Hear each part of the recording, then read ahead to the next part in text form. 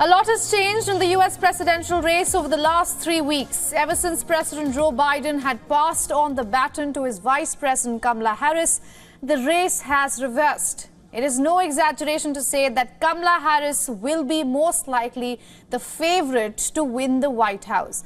Harris has taken a lead over former President Donald Trump in a fifth critical swing state, and that's Arizona.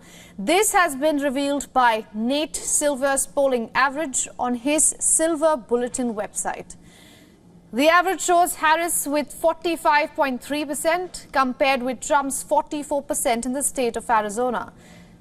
The averages already have Harris narrowly ahead in Michigan, Nevada, Pennsylvania and Wisconsin. However, Harris is still down in North Carolina, and that's another key state.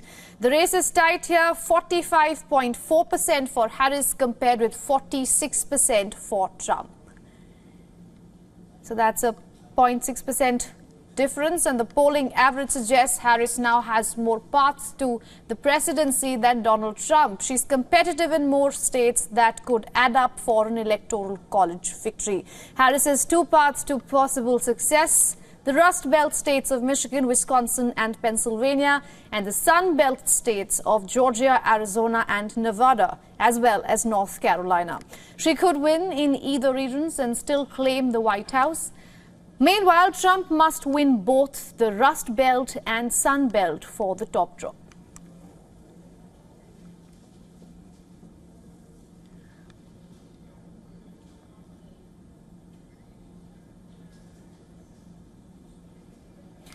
Now, correspondent Susan Tehrani is joining us live from New York to get us more. Susan, good to see you as always. What is the latest you can tell us from New York? Yeah, it's interesting that by a very low margin, Kamala Harris continues to lead Donald Trump in some of these swing states, 5 swing states. And one of the reasons for that is because there were many undecided voters who have now said, because Joe Biden is not the candidate and Kamala Harris is, they're going to go to the polls and vote. And that brought her numbers up slightly. Another issue is with women.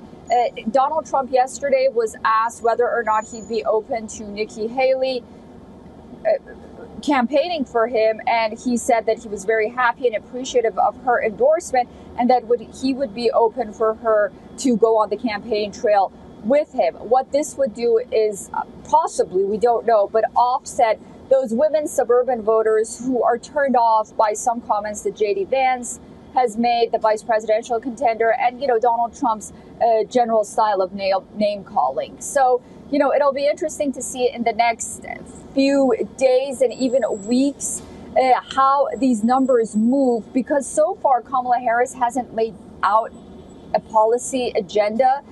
So once she does that, then I think we'll get a better understanding on where voters stand. And the Democrat convention coming up next week is going to be a good platform for that. She's going to talk about the economy today as well.